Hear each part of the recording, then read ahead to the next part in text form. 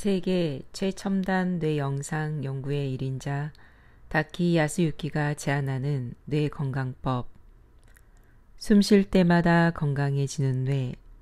내가 연구하는 주요 내용 중 하나는 피험자의 뇌 MRI 영상이다. MRI란 인체 내부 정보를 자력을 이용해 3차원으로 촬영하는 획기적인 의료 장치다. 이 MRI를 통해 뇌나 신체 내부를 구석구석까지 원형 단면 상태로 볼 수 있다. 오랜 기간 이 분야 연구를 해서인지 나는 사람을 만나면 그 사람의 뇌가 보인다. 한 70세 남성이 MRI 촬영실에 들어왔다고 가정해 보자. 얼핏 봐도 몸가짐이 상당히 단정하고 전체적으로 멋스러운 분위기를 풍긴다. 말투도 점잖고 목소리에서 젊은 기운이 느껴진다. 이 정도로도 내 머릿속에는 이 남성의 뇌 MRI 영상이 선명하게 떠오른다. 물론 아직 MRI 촬영을 하기 전이다. 그렇다면 내 머릿속에는 어떤 영상이 떠오른 것일까?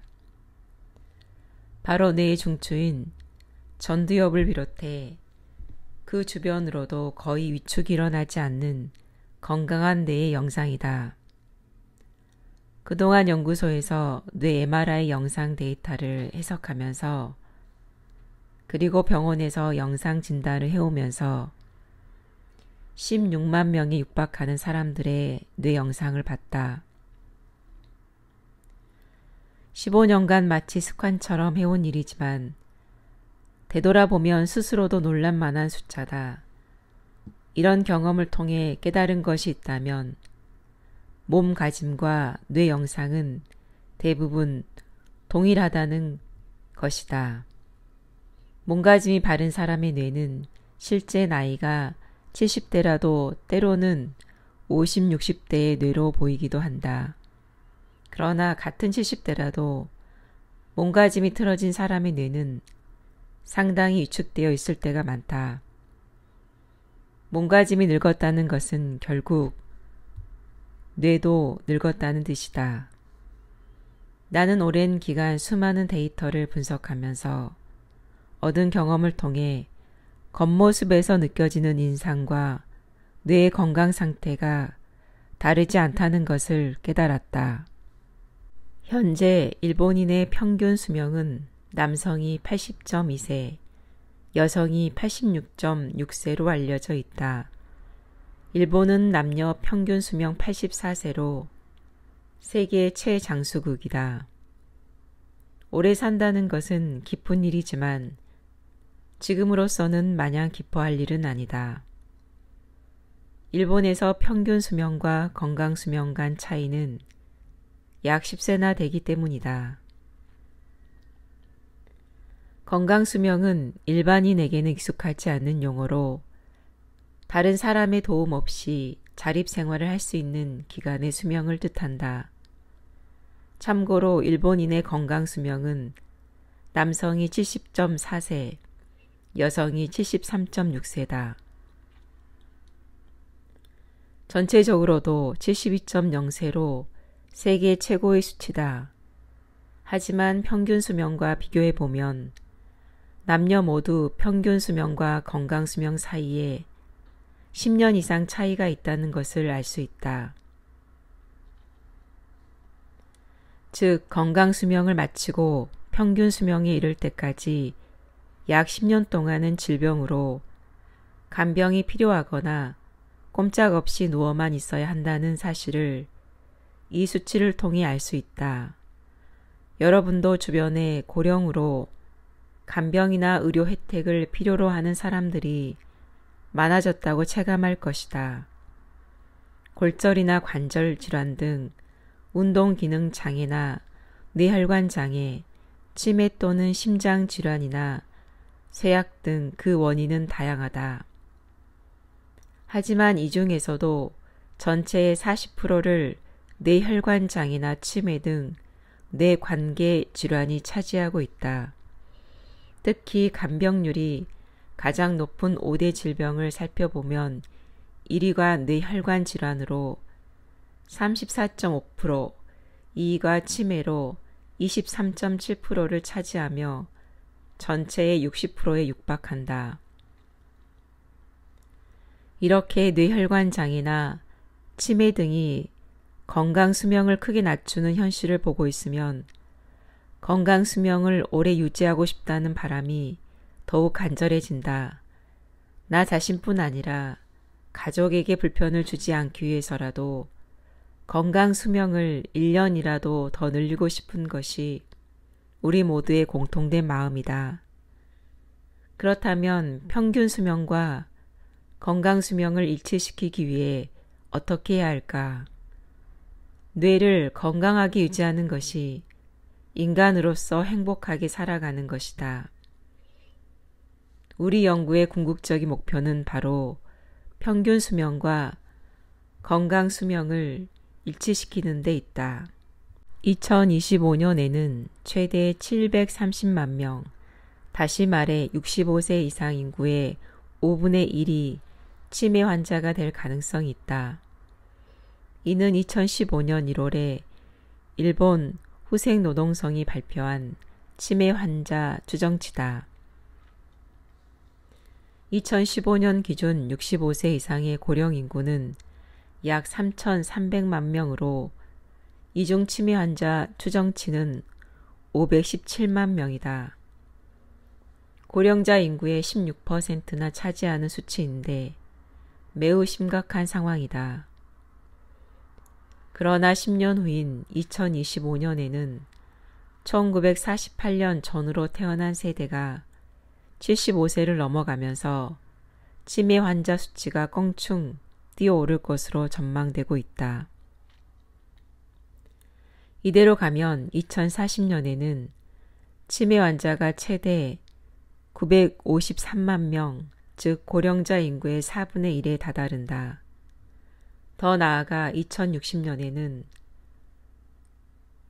1154만 명으로 3명 중 1명이 치매 환자라는 연구자 입장에서 봐도 걱정스러운 상태가 될 것이다.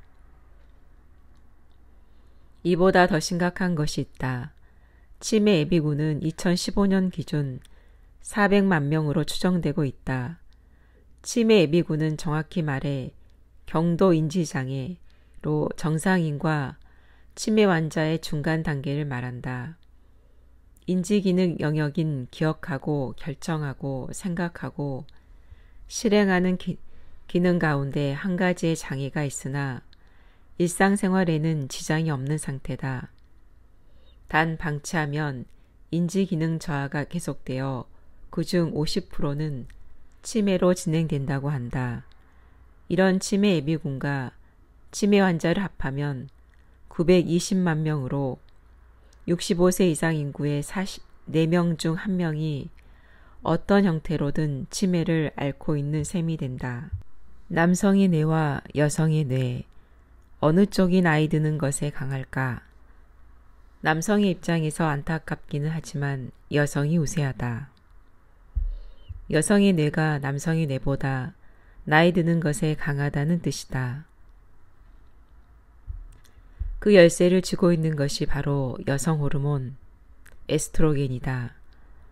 에스트로겐은 여성의 몸을 지키는 호르몬으로 폐경을 맞을 때까지 꾸준히 분비된다.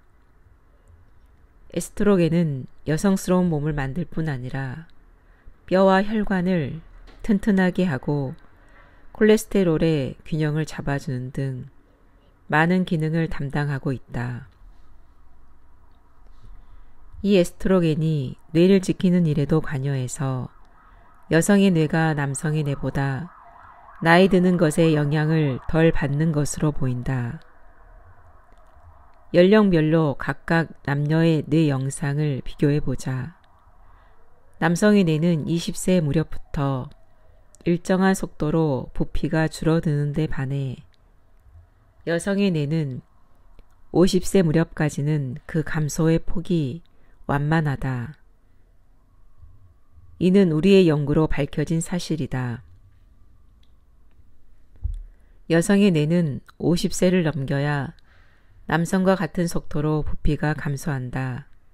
즉 여성은 에스트로겐이 뇌를 보호하는 기능을 하는 덕분에 상당히 높은 연령이 되어도 뇌의 부피가 유지된다. 반면 에스트로겐 분비가 적은 남성은 젊을 때부터 뇌의 부피가 감소하는 속도가 빠르다.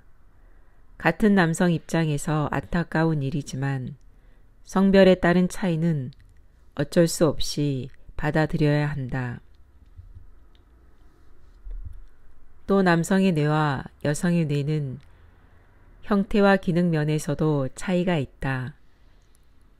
나중에 자세히 설명하겠지만 전두엽과 축두엽에 있는 언어를 담당하는 베르니케 영역과 브로카 영역의 부피는 일반적으로 여성이 커서 언어 능력도 남성보다 여성이 뛰어나다.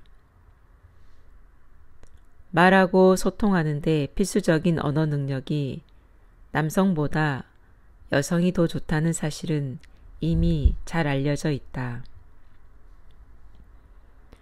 남녀의 뇌는 왜 다를까? 이는 인류의 긴 역사와 깊은 관계가 있어 보인다. 수만 년 동안 남성은 오랜 세월 사냥을 위해 바깥에서 생활했다. 강이나 바다, 산의 지형을 보고 사냥감이 있을 만한 곳을 추측했고 지형을 고려하면서 사냥감을 몰았다.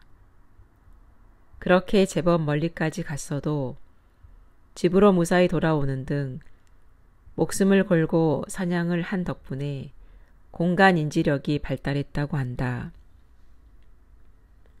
한편 여성은 남성이 사냥을 하는 동안 아이를 키우면서 집을 지키고자 이웃과 공동체를 형성해야 해서 사회성이나 언어 능력이 발달했다는 논리다.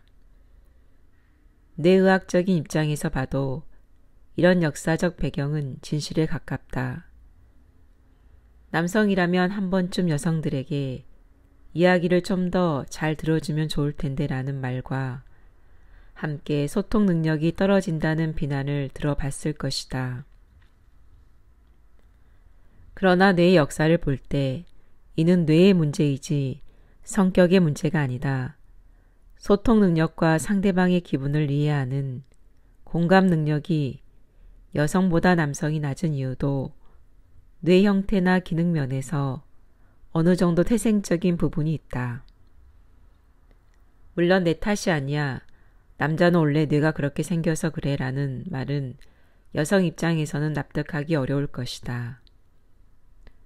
그러니 나를 비롯해 남성들이 좀 더 노력해야 할 것 같다. 부인과 사별한 남성과 평생 독신인 남성의 수명은 남성 전체의 평균 수명보다 짧다는 데이터가 있다. 여성은 남편을 잃고 고령이 되어도 비교적 활발하게 사회 교류를 하면서 살아가는 데 반해 남성은 좀처럼 그렇지 못한 까닭이다. 소통 능력이 떨어지기 때문에 부인과 사별한 남성이나 독신 남성은 고령이 될수록 사이와 이어지는 연결고리가 점점 약해진다. 이런 경향은 치매의 위험을 높이고 다양한 스트레스가 뇌혈관 장애의 위험으로 이어져 수명이 짧아지는 것으로 추정하고 있다. 물론 사람들과 이야기를 즐기고 커뮤니케이션 능력이 뛰어난 남성도 간혹 있다. 이런 경우 뇌의 형태가 여성에 가까울 확률이 높다. 이렇듯 뇌는 그 모양만으로도 운명을 좌우할 수 있다. 만약 사회성이 뛰어난 여성이 남성보다 오래 산다면 이는 분명 뇌의 모양과 관련한 필연성이 존재할 가능성이 있다. 자폐아동은 언어와 커뮤니케이션 기능을 담당하는 뇌 영역의 발달 이상을 보일 때가 있다. 또 상대방의 표정을 보고 화가 났는지 슬픈지 겁에 질려 있는지와 같이 희노애락을 인지하는 데 서툴다. 그러다 보니 상대방의 괴로움을 보고 그 사람 입장에서 이해하는 공감 능력이 떨어진다. 즉, 자폐아동의 뇌는 남성 뇌의 특징을 극단적으로 드러낸다. 머리가 좋은 사람은 뇌가 크다는 말을 들어본 적이 있을 것이다. 근거 없는 말은 아니다. 하지만 정확하게 말하면 뇌 전체가 엄청나게 크다는 뜻이 아니라 뇌의 특정 영역이 크다는 뜻이다. 뇌는 영역마다 기능이 다르다. 영역별로 언어를 이해하고 움직임이나 공간을 인지하듯이 영역에 따라 저마다 다른 기능을 담당하고 있다. 뇌를 단면으로 관찰해 보면 확연히 색이 다른 두 층으로 이루어져 있다. 뇌의 표면에 해당하는 층은 회백질이라고 하는데 신경세포가 모여 있다. 내부에 해당하는 백질은 신경세포를 서로 연결하는 네트워크 역할을 하는 조직 덩어리다. 회백질은 뇌의 깊은 곳에서도 일부 보인다. 특히 고차원의 인지 기능은 이 회백질의 부피가 크면 클수록 높다. 앞서 등장했던 축두엽의 베르니케 영역과 전두엽의 브로카 영역의 크기와 언어 능력의 관계, 그리고 남성의 두정엽 크기와 논리적인 사고력 사이의 관계가 바로 이 뇌의 부피와 능력은 비례한다는 사실을 증명한다. 일반 상식 퀴즈에 강한 사람은 축두엽 영역의 부피가 클 가능성이 높다. 일반 상식 같은 기억을 의미 기억이라고 하는데 의미 기억의 기능을 관장하는 것이 바로 축두엽 앞쪽이다. 또 바이올리니스트나 피아니스트들은 손가락을 움직이는 영역, 다시 말해 운동과 관련된 되뇌피질의 부피가 크다. 이 부분은 여성의 베르니케 영역과 브로카 영역이나 남성의 두정엽이 선천적으로 큰 것과 달리 태어난 뒤로 경험이 쌓이면서 뇌의 변화를 일으킨 결과다. 뇌는 사용할수록 그 영역에 존재하는 뇌세포 간 네트워크를 증가시켜 부피가 커진다는 뜻이다. 모든 회사에는 경영을 관장하는 중추기관이 있다. 회사 경영에서 가장 중요한 부서일 것이다. 이런 기능을 담당하는 부서가 뇌에도 있다. 바로 가장 큰 부서인 대뇌 속에 있는 전두엽이다. 전두엽은 언어를 말하고 커뮤니케이션을 하고 사고를 하고 의사결정을 하고 의식을 하고 주의를 집중하거나 분산하고 행동을 제어하고 일시적인 충동을 제어하고 새로운 것을 창조하고 기억을 조절하는 등 인간으로서 지니는 최고도의 기능을 담당하고 있다. 이런 기능은 전두엽 맨 앞에 있는 전전두엽 피질에 집중되어 있는데 크기는 회백질 전체의 30%를 차지한다. 이렇게 중요한 영역을 가지고 있는 생물은 인간 외에는 존재하지 않는다. 생물학적으로 봤을 때 인간은 크게 발달한 전전두엽 피질을 가진 동물이라고 정의할 수 있다. 즉, 인간다움 또는 인간의 마음은 바로 전두엽에 있으며 전두엽이야말로 인지력 그 자체라고 할 것이다. 결국 사람이 죽을 때까지 인간다움을 잃지 않고 행복하게 지내기 위한 열쇠는 바로 전두엽, 특히 전전두엽 피질에 있다. 뇌는 어떻게 만들어질까? 인간의 몸은 전체적으로 균형에 맞게 조금씩 발달한다. 이와 달리 뇌는 무척이나 독특한 방식으로 만들어진다. 주로 뒤쪽에서 앞쪽으로 발달한다. 뇌 발달은 뇌의 혈류량과 관계가 깊은데 아동기 뇌의 혈류량을 분석한 우리 연구 데이터도 이런 사실을 증명해주고 있다. 따라서 가장 먼저 발달하는 것은 머리 뒷부분인 후두엽이다. 주로 사물을 보는 기능을 하는 후두엽은 생후 수개월부터 1, 2년 사이에 발달하며 나이가 들어도 마지막까지 유지된다. 마찬가지로 소리를 듣는 기능을 하는 축두엽도 일찍 발달한다. 원시 시대에는 인간도 하나의 동물로서 적을 보고 듣지 못했다면 살아남을 수 없었으므로 뇌는 생존에 필요한 부분부터 발달한 것으로 보인다. 게다가 축두엽에는 기억과 언어 이해 관련 영역도 있는데 이 영역은 듣는 기능을 하는 영역 다음으로 발달한다. 이렇게 동물로 생존하는 데 필요한 후두엽과 축두엽이 발달한 뒤에 마지막으로 완성되는 것이 인간으로서 살아가는 데 필요한 전두엽이다. 흥미롭게도 전두엽 안에서도 역할마다 만들어지는 순서가 다르다. 비교적 단순한 운동 기능 등을 담당하는 부분은 일찍 발달하지만 판단과 생각, 커뮤니케이션 같이 인간다움을 상징하는 기능을 맡는 전전두엽 피질은 맨 마지막에 발달한다.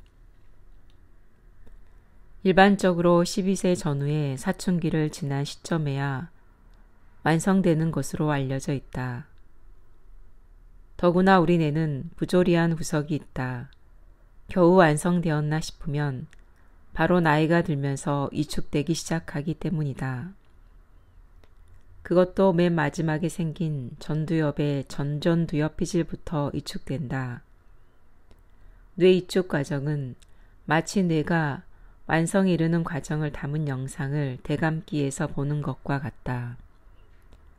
따라서 나이 앞에서는 전두엽이 가장 취약하다고 할 수 있다.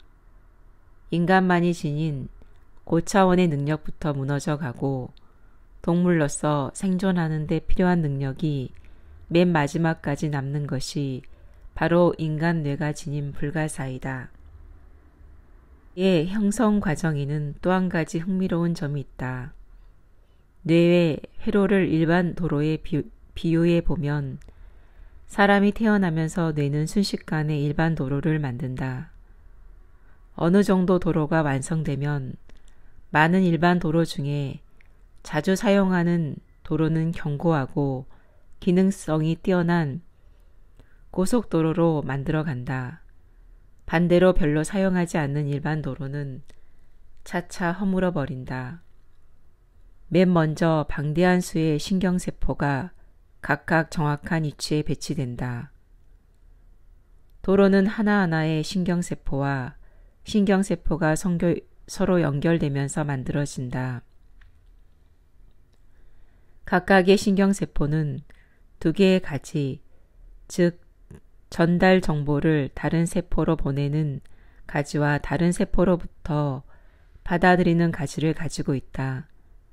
이는 마치 콘센트와 플러그 앞에 각각 가지가 달린 것과 같다. 전달 정보를 보내는 가지는 하나로 길고 받아들이는 가지는 여러 개로 복잡하게 나뉘어 있다.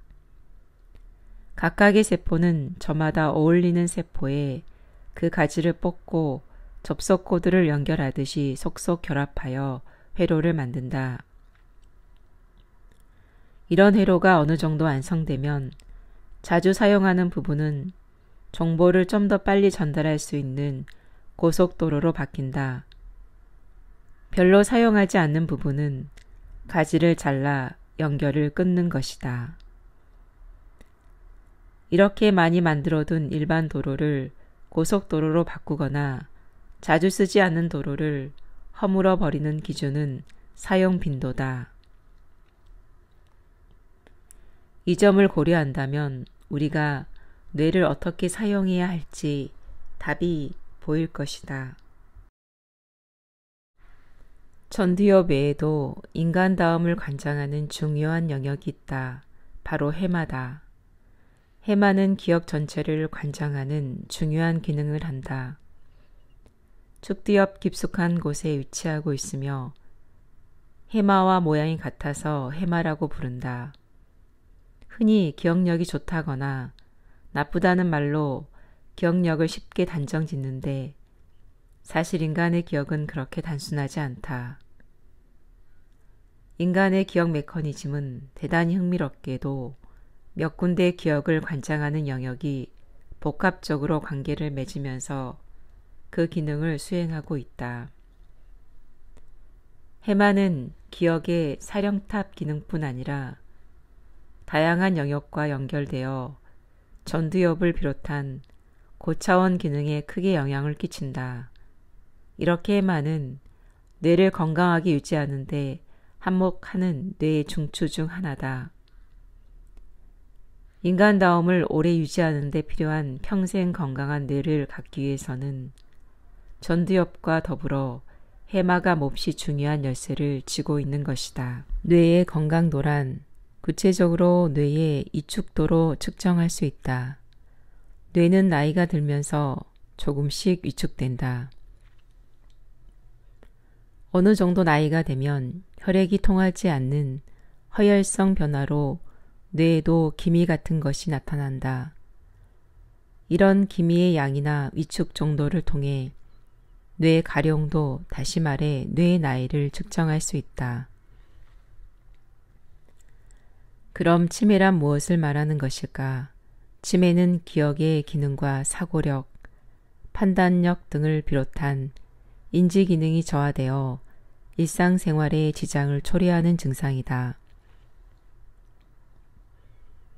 나이가 들면서 생기는 자연스러운 노화 현상의 연장선상에 있는 것이 아니라 뇌경색, 뇌출혈, 지주막하 출혈 등 뇌혈관계 질병이나 알츠하이머 병 등의 질병으로 생기는 증상인 것이다. 따라서 치매는 나이가 들면 걸리는 어쩔 수 없는 병이 아니라 특정한 병의 증상으로 받아들여야 한다.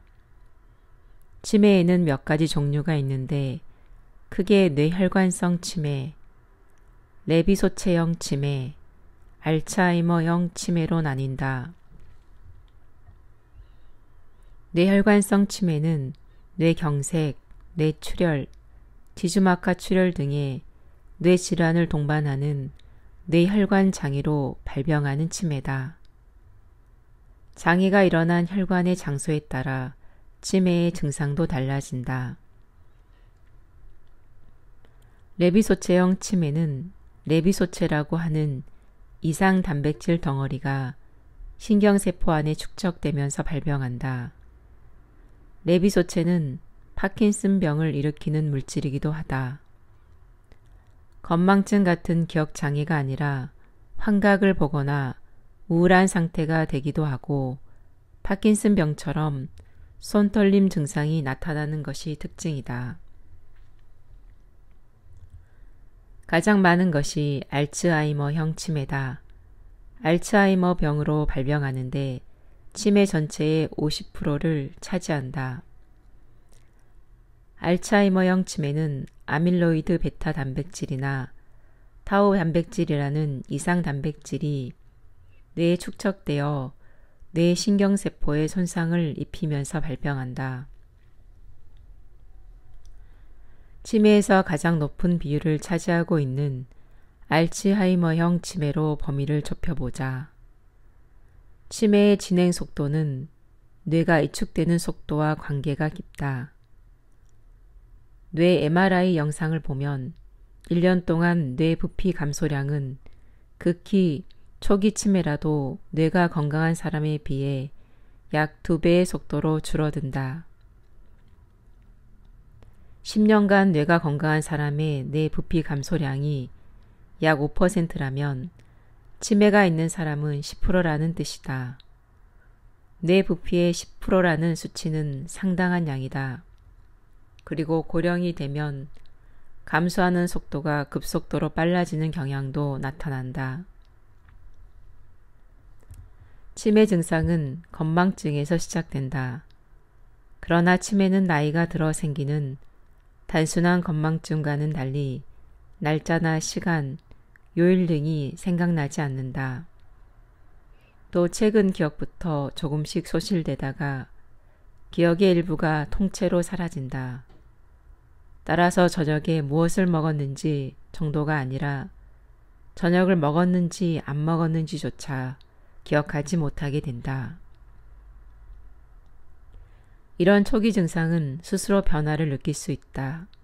뿐만 아니라 집안에서 화장실 위치를 모르거나 지금 자기가 어디 있는지 몰라 집에 가지 못하는 등 일상생활을 하는데 지장을 겪는다.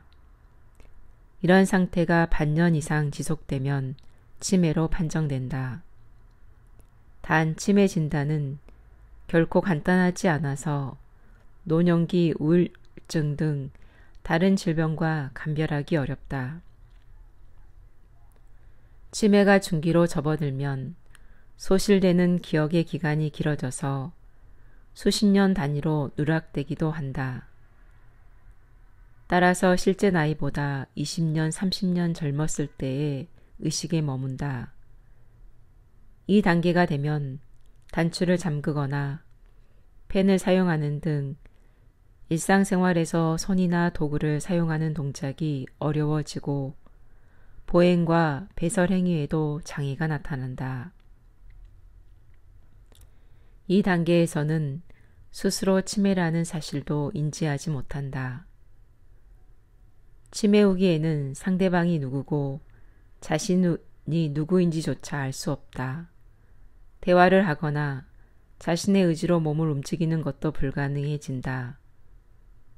인간다움에 속하는 기억, 즉 사고력이나 판단력 같은 인지 기능이 사라지고 마지막에는 동물적인 본능인 아침에 눈을 뜨고 때가 되어 밥을 먹는 기능까지 상실한다.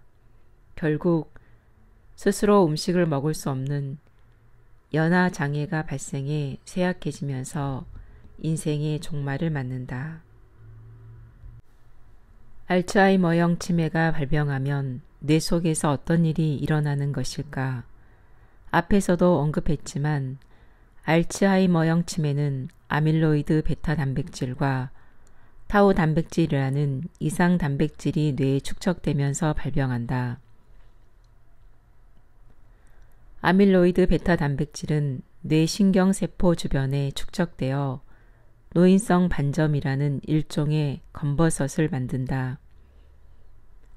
게다가 타우 단백질은 뇌 신경세포 섬유를 서로 엉키게 만들어 신경원섬유 성변화라고 부르는 올챙이 모양으로 만들어버린다. 이 검버섯과 올챙이 때문에 뇌 신경세포가 파괴되어 기능을 상실하는 것이다. 알츠하이머형 치매는 뇌 중추를 담당하며 기억을 관장하는 해마를 맨 먼저 파괴한다. 이어 사고력, 판단력 등 인지 기능을 관장하는 전두엽을 파괴시킨다.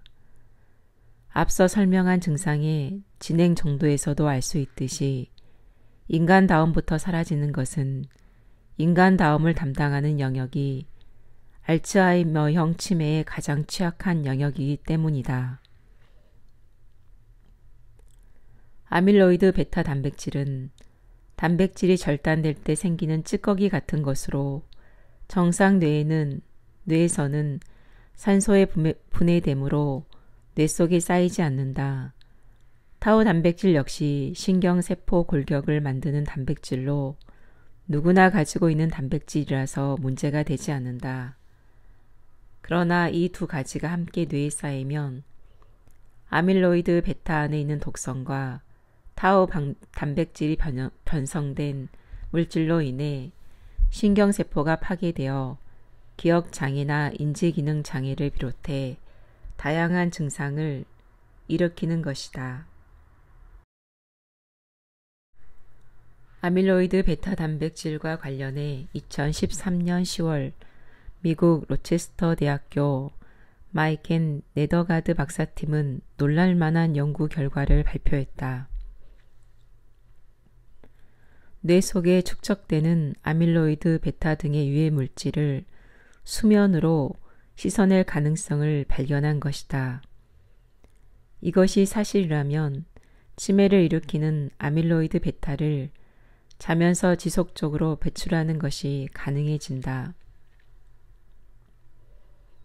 뇌세포와 뇌세포 사이에는 뇌척수액이라는 액체가 흐르면서 뇌 노폐물을 배출해내는데 이 배출되는 노폐물에 치매 발병으로 이어지는 원인 물질 아밀로이드 베타가 포함되어 있다. 뇌세포 간 간격은 잠자는 동안에는 평소보다 60%나 넓어져서 뇌척수액이 더 빠른 속도로 흐르므로 배출되는 노폐물의 양도 늘어난다는 사실이 밝혀진 것이다. 워싱턴 대학교에서도 수면 효율과 아밀로이드 베타의 관계를 조사했다. 잠을 잘 자는 사람 중에는 아밀로이드 베타를 축적하고 있는 사람이 적지만 반대로 수면의 질이 좋지 않는 사람은 아밀로이드 베타를 축적하고 있는 사람이 많다는 사실이 밝혀졌다. 수면이 치매 발병을 얼마나 억제할 수 있을지는 앞으로 더 연구해야 할 과제다. 그러나 양질의 수면이 치매를 예방한다는, 즉 뇌에는 놀랄만한 자정작용이 있다는 사실에 지금 세계가 주목하고 있다. 마치 마법 같다며 그 효과가 화제가 되고 있는 치매 케어 방법이 있다. 바로 체질학을 전공한 프랑스의 이브 지니스트와 로제트 마레스코티가 개발한 이마니티드다. 인지력이 저하되어 말을 걸어도 반응이 없거나 자신이 어디에 있는지 모르는 또는 일어설 수도 없어 누워만 지내는 상태에 치매 환자들이 이 방법으로 케어를 받고 말하고 웃을 뿐 아니라 스스로 일어나거나 걸을 수도 있다고 한다. 이마니티드는 보다, 말을 걸다, 접촉하다, 서다 등 4가지를 기둥으로 해 150개에 이르는 기본 케어로 구성되어 있다.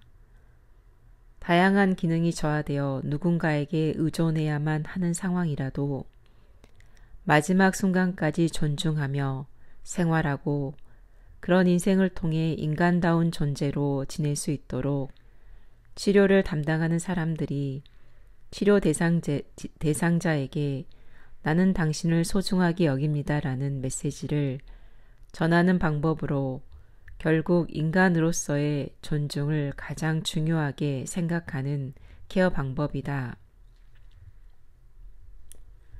이마니티드의 케어 방법을 구체적으로 들여다보면 이렇다.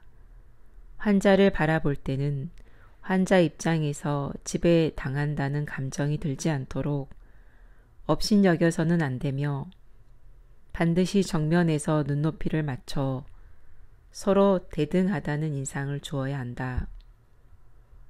몸을 닦아줄 때는 수건을 따뜻하게 데워왔어요. 왼손을 위로 올릴게요. 많이 움직이셨군요. 다음은 발을 움직여 볼게요 등 실황 중계하듯 부드럽게 말을 걸면서 진행한다. 신체 접촉을 할 때도 손목이나 팔을 잡지 않고 밑에서부터 살짝 받친다. 이렇게 하면 환자의 마음속에 자신의 존재가 인정받지 못한다거나 무섭다는 감정 대신 내 존재를 인정받고 있다는 느낌이 들어 안심이 된다고 한다. 몸을 닦거나 양치질을 할 때는 가능한 한 서서 하도록 지도하여 근력을 향상시키는 데 주력한다. 이렇듯 인간으로서의 존중이 모든 케어에 깊이 스며들어 있는 것이 이마니티드의 특징이다. 이마니티드는 어떻게 이런 기적을 가능케 했을까? 이는 뇌의 스트레스 호르몬과 관계가 있어 보인다. 워싱턴 대학교의 연구에 따르면 알츠하이머형 치매는 뇌 속에 스트레스 호르몬이 많아져 뇌가 흥분해서 폭행과 폭언 같은 공격적인 행위나 배회 등을 일으키는 것으로 알려져 있다. 이 스트레스 호르몬을 통제하는 것이 바로 해마인데 알츠하이머 병이 해마를 위축시켜서 스트레스 호르몬의 분비를 억제하기 힘들어지는 것이다. 폭행이나 배회 등으로부터 환자의 안전을 지키기 위해 어쩔 수 없이 몸을 구속하는 처치를 할 때가 적지 않다. 그러나 이 처치는 스트레스 호르몬의 분비를 더욱 촉진시켜 공격적인 행동을 악화시키고 만다. 부드러운 접촉 케어가 스트레스 호르몬의 분비를 줄여 배회와 폭력성을 줄여준다는 미국 아주사 퍼시픽 대학교의 연구 결과도 있다. 환자가 기분이 좋다고 느껴서 스트레스 호르몬이 줄어드는 것이다. 이브 지니스트와 로제트 마레스코티의 이마니티드야말로 뇌 속의 스트레스 호르몬을 감소시키고 뇌의 흥분을 증전시켜서 환자 본래의 모습을 되찾아주는 케어 방법이다. 이런 연구를 통해 인간은 설령 치매를 앓고 있더라도 인간답게 살고 싶다는 염원이 강하며 인간으로서 존중받는다는 감정이 뇌에 크게 작용한다는 사실을 알 수 있다. 한마디로 말해 이마디티드는 우리가 연구 주제로 삼고 있는 평생 인간다움을 유지하면서 행복하게 지낸다는 목표를 중도의 치매 환자들에게 구현하고 있다. 유산소 운동이야말로 뇌를 위해 가장 좋은 운동이다. 격하거나 순발력을 요하는 스포츠는 뇌에 지속적으로 산소를 공급하기 어렵다. 우리 몸에 지속적이면서 제대로 산소를 공급할 수 있는 운동으로는 걷기나 조깅, 수영 등이 제격이다. 유산소 운동은 치매를 개선하는 데도 효과가 높아 주목을 받고 있다. 아이치현에 있는 국립장수의료연구센터에서는 경도에 인지장애가 있는 65세 이상의 노인 308명을 대상으로 주 1회 걷기와 계단 오르내리기 같은 유산소 운동을 실시한 그룹과 전혀 실시하지 않는 그룹으로 나눠 10개월간 인지 기능 테스트를 했다. 그 결과 운동을 한 그룹은 인지 기능이 유지되거나 향상되었으며 특히 기억력 테스트에서 결과가 좋았다. 무엇보다 뇌 위축이 멈췄다. 한편 운동을 하지 않는 그룹은 인지 기능에서는 변화가 없었고 오히려 뇌 위축이 진행된 사람이 많았다. 유산소 운동은 뇌에 어떤 점이 좋을까? 이유는 뇌세포의 에너지원이라고도 할 수 있는 중요한 영양소인 뇌유래 신경영양인자라는 물질이 유산소 운동을 통해 체내에 만들어지기 때문이다. 이 영양소는 기억 기능을 관장하며 뇌 중추를 담당하는 회마에 크게 관여한다. 나이가 들면서 점점 줄어드는 이 영양소는 치매에 걸린 사람일수록 그 속도가 현저하게 빨라진다. 즉, 뇌 위축이 진행되고 있는 사람일수록 이 영양소가 많이 줄어들었다는 말이다. 유산소 운동을 하면 뇌에 중요한 영양소가 만들어지면서 해마의 부피를 크게 만들기 때문에 인지 기능을 높여주는 것이다. 반대로 뇌에 해로운 것, 다시 말해 뇌의 위축을 촉진시키는 요소에는 어떤 것들이 있을까? 뇌 MRI 영상과 생활습관 데이터 간 관계를 살펴보면 뇌 위축이 진행되는 원인을 알 수 있다. 그중 하나가 음주 형태다. 음주 습관과 그 양이 뇌 위축과 관계가 깊다는 사실이 밝혀진 것이다. 만성 알코올 의존증 환자의 뇌를 MRI 영상으로 봤더니 뇌 여러 곳이 심하게 위축되어 있었다. 알코올 섭취량이 많을수록 뇌가 많이 이축되어 있으며 그 중에서도 특히 전두엽 영역이 이축되어 있다는 사실이 밝혀졌다. 전두엽은 고차 인지 기능을 담당하는 중요한 영역이다.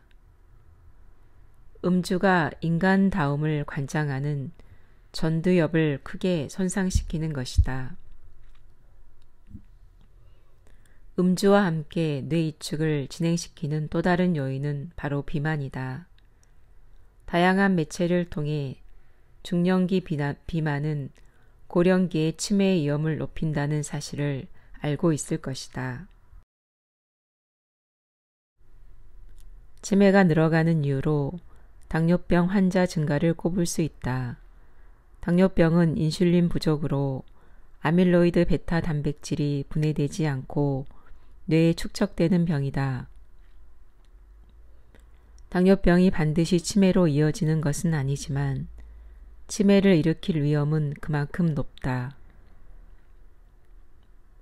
40, 50대의 당뇨병을 방치하면 향후 치매로 이어질 확률이 2배나 된다고 한다. 동맥경화나 고혈압을 방치해도 치매 발병 위험이 높아지는 것으로 알려져 있다. 동맥경화나 고혈압이 일으키는 치매는 알츠하이머형 다음으로 많은 뇌혈관성 치매다. 뇌혈관성 치매는 뇌경색이나 뇌출혈 등 뇌혈관 장애가 원인이 되어 치매를 일으킨다.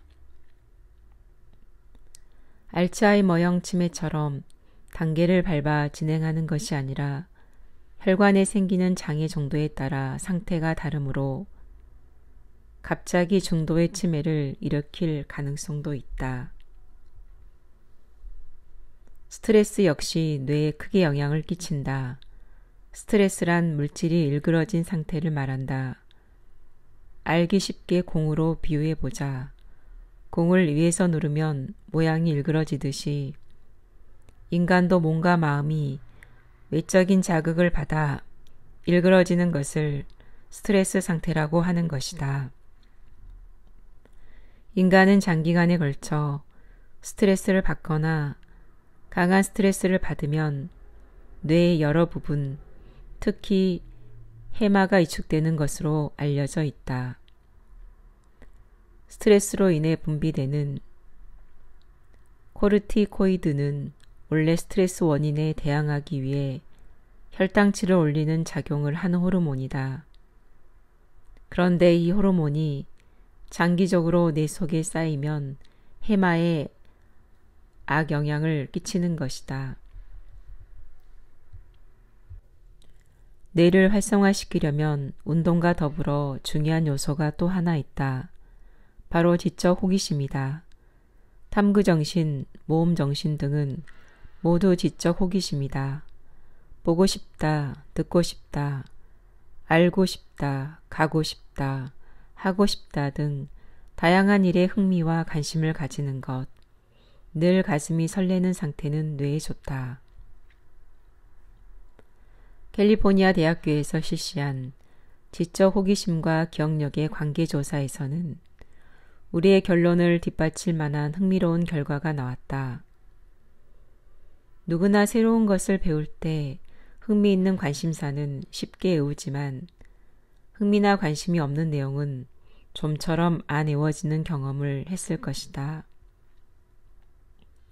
이 조사는 지적 호기심을 품고 있을 때 도파민이라는 뇌내 전달 물질이 분비되어 기억 효과가 향상된다는 사실을 과학적으로 증명해냈다. 미국에서 수녀를 대상으로 실시한 감정 표현과 수명 관계에 대한 조사에서는 젊은 시절 일기를 쓸 때 기쁨, 행복, 감사 같은 긍정적인 표현을 많이 쓴 사람일수록 오래 살았다고 한다. 이 결과는 도파민의 힘이 크게 관여하고 있다는 증거일 것이다. 편도체에는 한 가지 더 큰 역할이 있다. 편도체는 해마와 이웃하는 위치에 있어 서로 밀접하게 연관되어 있다. 좋고 싫음, 유쾌함과 불쾌함 같은 감정은 편도체에서 해마로 전달되는데 동요할 만한 일은 기억에 강하게 남는다. 소중한 추억이 해마에 의해 장기 기억으로 확실하게 보존되는 것도 바로 이 편도체가 해마에 영향을 주기 때문이다. 뇌를 건강하게 해주고 치매를 예방하는 데도 큰 도움이 되는 요소가 하나 더 있다. 바로 커뮤니케이션, 즉 다른 사람과의 교류다. 다른 사람과 만나거나 그룹을 통해 활동하며 대화를 나누거나 함께 식사하는 것은 극히 자연스러운 행동이다. 이때 뇌 속 모든 영역이 활발하게 움직이면서 뇌가 매우 좋은 영향을 받는다. 상대방의 이야기를 들으며 이해하고 생각해서 말하고 상대방의 기분을 헤아리고 만나는 장소와 시간에 신경 쓰는 과정에서 인간다움을 유지하는 데 중요한 전두엽이 풀가동하는 것이다. 이렇게 누군가와 함께 시간을 보내면 뇌를 많이 사용하므로 다양한 자극을 받을 수 있다. 오이타현의 아지무 마을에 있는 안시몬 건강클럽에서는 커뮤니케이션을 통해 치매를 예방하는 데 큰 효과를 내고 있다. 후쿠오카 대학교와 제휴에 탄생한 이 프로그램은 뇌에 좋은 것들의 집대성이라고도 할 수 있다. 이 클럽의 18명의 치매 예비군 가운데 16명의 경도 치매 장애가 회복되는 놀라운 효과를 보았다. 이 지역에 거주하는 남녀 20명가량의 고령자는 주 1회 클럽에 모인다. 그곳에서 함께 요리하고 식사한 후 운동하는 프로그램을 시청 중이다. 정말 알차게 꾸려진 이 프로그램에 따르면 맨 먼저 모임부터 연다. 그 다음 1인당 5,000원 정도의 예산으로 가능한 저렴하고 맛있는 메뉴를 함께 개발한다. 메뉴가 결정되면 장을 보는데 저렴하고 좋은 물건을 골라 예산 안에서 집행한다.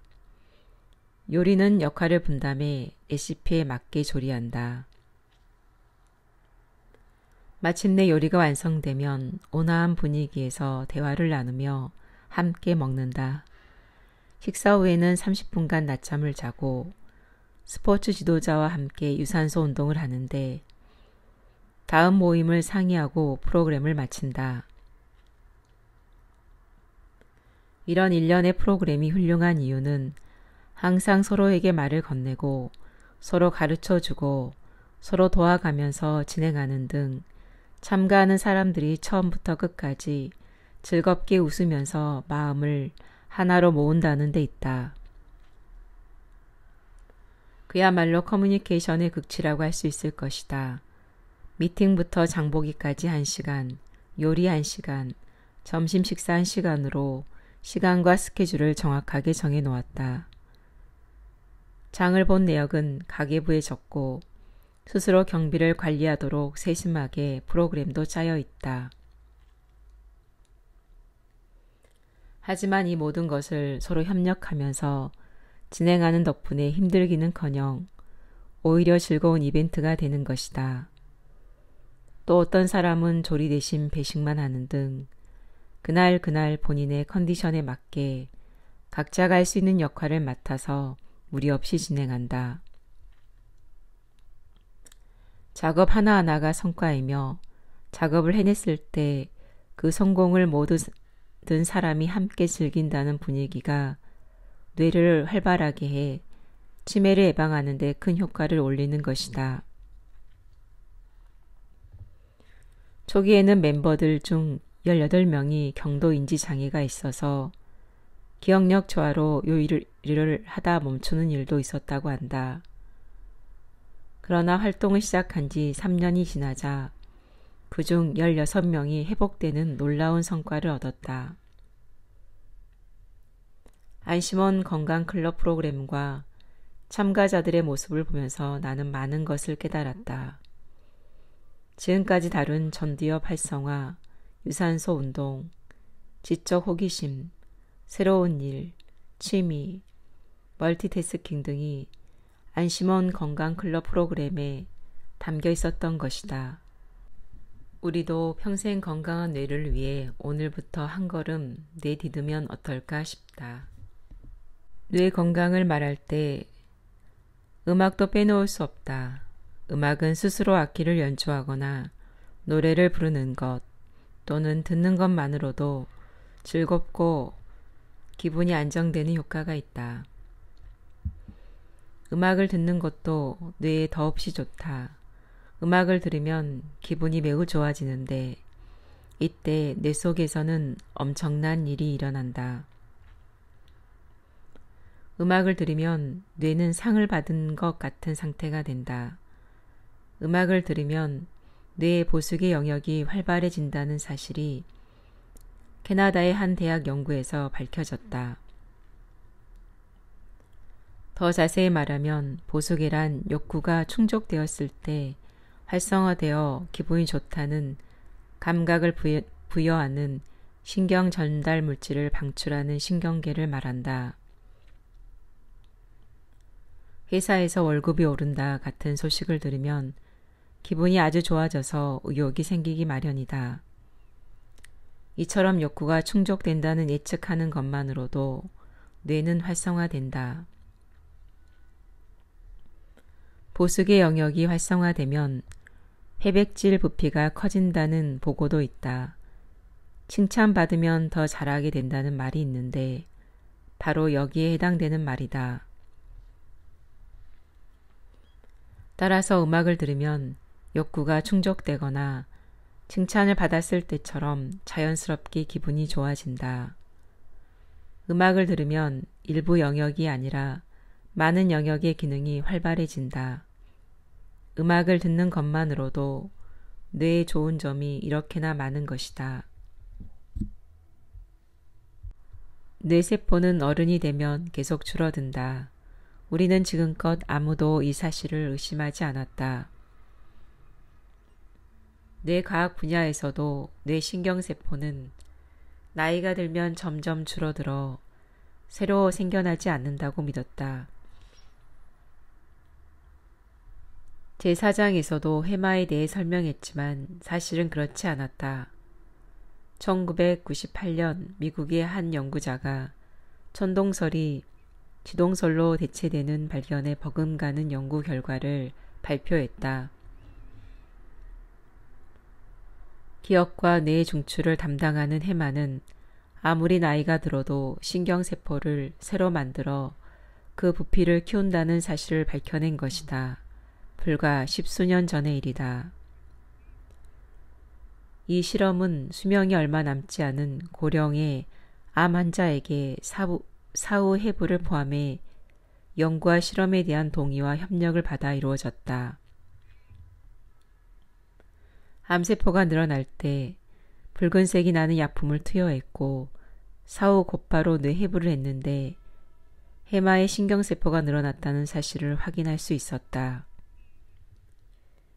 이런 세기의 발견은 연구에 도움이 되기를 바라며 협력해준 많은 환자들 덕분에 가능했다. 그 후 다양한 실험이 전 세계에서 실시되었고 해마의 뇌세포는 나이가 들어도 새로 생겨날 뿐 아니라 부피가 커진다는 사실이 속속 입증되었다. 또 다른 흥미로운 보고가 있다. 도로가 몹시 복잡한 탓에 영국 런던의 택시 운전자 자격시험은 어렵기로 유명하다. 영국인 입장에서는 이렇게 미로 같은 길에서 헤매지 않고 어디든 갈 수 있는 걸 보면 택시 운전사의 뇌는 보통 사람과는 다르겠지라는 인식이 있었던 모양이다. 한 영국 연구자가 이 호기심에서 출발 다수의 택시 운전사 뇌를 조사했는데 역시 해마의 부피가 컸다고 한다.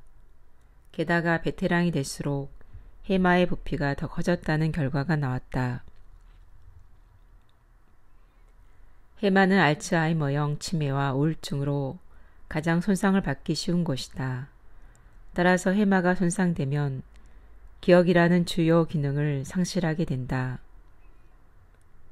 인간다움을 지키기 위해 필요한 해마의 신경세포가 고령에도 증식해 자체의 부피를 늘려간다는 사실은 뇌과학의 상식을 깬 대발견이다. 나이가 들어도 뇌에게는 빛나는 미래가 있다는 뜻이기 때문이다.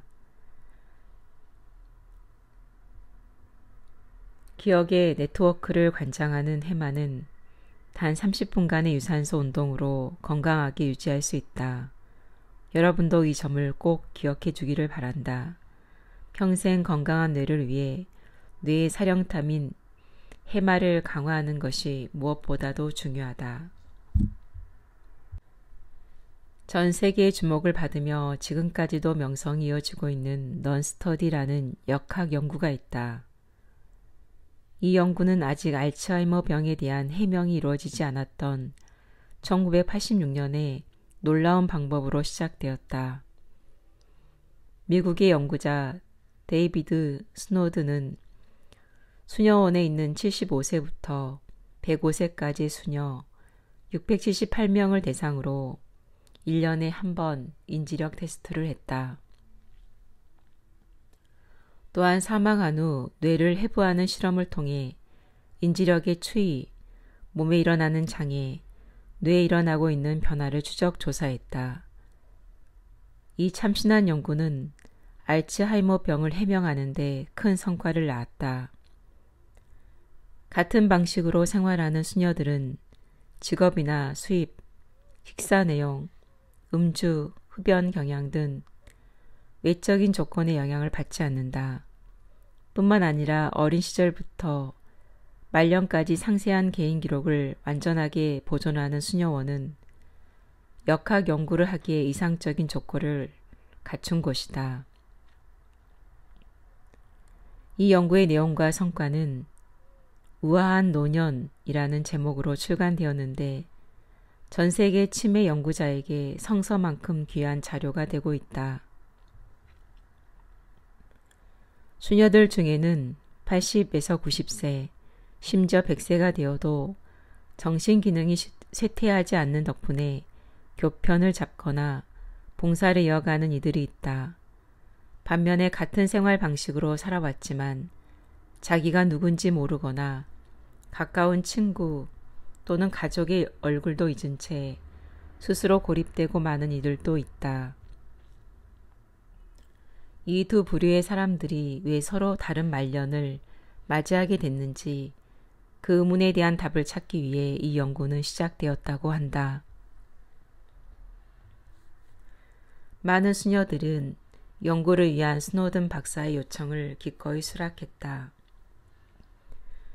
육체와 정령의 관계를 소중히 여기는 가톨릭 교도로서 사후에 중요한 것은 영혼이지 뇌가 아니며 최후의 심판 때는 완벽한 몸으로 천국에 갈 수 있다는 말과 함께 기쁜 마음으로 뇌를 기증했다고 한다. 이 연구에서 스노든 박사가 가장 감동을 받은 수녀 2명에 대한 흥미로운 연구 결과가 있다. 그중 한 사람이 로즈 수녀다. 로즈는 100세까지 살았으며 죽기 직전까지 인지력 테스트에서 고득점을 유지했다. 과연 로즈의 뇌는 어떤 상태였을까? 로즈의 뇌에는 알츠하이머 병의 징후가 전혀 없었다. 현미경으로 봐도 이른바 올챙이라고 부르는 신경 원섬유성 변화가 극히 조금 보였을 뿐 노인성 반점도 제로에 가까웠다. 연구자들은 이런 로즈의 뇌를 놀라운 뇌로 결론지었다. 실제로 로즈 수녀는 50년 이상을 초등학교 교사 생활을 하면서 거의 1세기에 걸쳐 꾸준히 뇌를 사용해 왔다. 이런 로즈 수녀의 뇌는 100세가 되어도 인간이 뇌를 건강하게 유지할 수 있으며 평생 인간답게 지낼 수 있음을 증명해 주었다. 또 수녀가 아닌 96세부터 100세까지의 고령자를 대상으로 한 연구에서도 로즈 수녀의 뇌와 비슷한 뇌를 지닌 사람이 40%에 육박했다. 알츠하이머병에 걸리지 않는 초고령 뇌의 존재가 밝혀진 것이다. 이런 사례들을 볼 때 100세 가까운 고령이 되어도 치매에 걸리지 않고 건강한 뇌를 유지하는 것이 특별하고 불가능한 일은 아니라는 사실을 알 수 있다. 또 다른 놀라운 뇌의 주인공은 바너드 수녀다. 석사학위를 취득하고 초등학교에서 21년간, 고등학교에서 7년간 교편을 잡았던 바너드는 81세, 83세, 84세에 실시한 3번의 인지력 테스트 결과에서 뇌가 쇠퇴한 징후가 조금도 발견되지 않았다. 바너드 수녀는 시간을 물어보면 손목시계나 방 안에 걸려있는 시계를 보지 않고도 거의 오차 없이 시간을 맞히는 등 인지력이 높았다. 그런데 사후에 바너드의 뇌를 해부하자 놀라운 사실이 밝혀졌다. 해마와 심피질 영역에서 신경 원섬유성 변화가 발견되었는데 이는 전두엽에까지 영향을 끼쳤고 심피질에도 플라크가 많이 발생한 상태였다. 뇌의 상태만 보면 알츠하이머병의 가장 심한 단계나 마찬가지였다. 그럼에도 인지력 면에서 그런 징후는 전혀 나타나지 않았다. 뇌가 이미 상당히 손상되었음에도 그 영역의 기능이 거의 대부분 유지되고 있었던 것이다. 당시의 모습을 스노든 박사는 마치 바너드 수녀의 심피질에는 이유는 모르겠으나 강인한 저항력이 있는 것 같았다고 표현했다.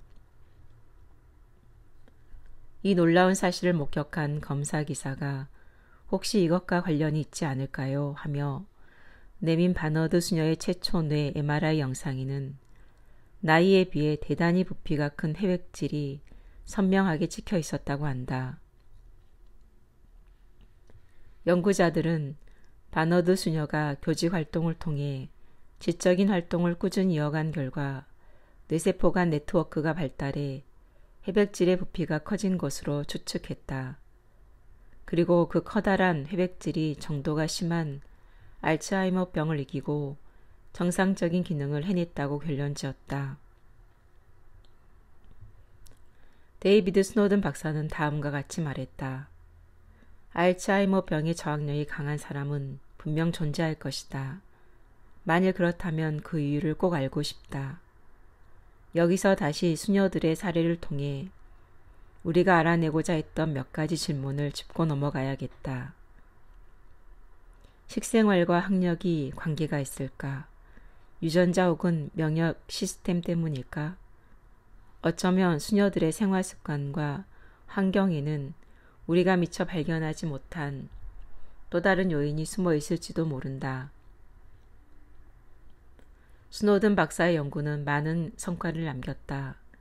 또한 인간이 가지고 있는 가소성이라는 커다란 힘의 존재를 증명해냈다.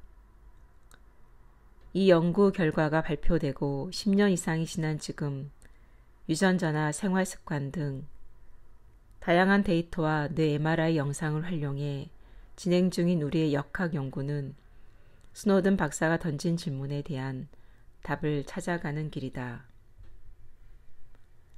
사람의 뇌와 인지력은 영역이나 종류에 따라 다르지만 70% 정도가 유전 요인, 30% 정도가 생활 습관으로 결정된다고 한다. 그러나 질병은 하나의 유전자 때문에 걸리는 일은 몹시 드물다.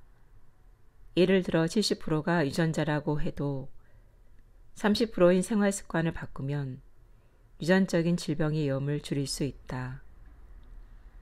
바로 여기에 우리 의학 연구자의 사명과 임무가 있다. 즉 30%인 생활 습관으로 질병도 뇌도 바꿀 수 있다는 믿음 속에 연구를 이어가는 것이다. 이 책을 통해서 뇌는 나이가 들어감에 자연스럽게 노화되는 것이 아니라 노화의 과정으로 여겨졌던 치매 또한 질병이며 나의 생활 습관을 개선하면 뇌 신경 가소성의 법칙에 따라 뇌의 부피를 늘려갈 수 있음을 알게 해준 책이었습니다. 지금까지 들어주셔서 감사합니다.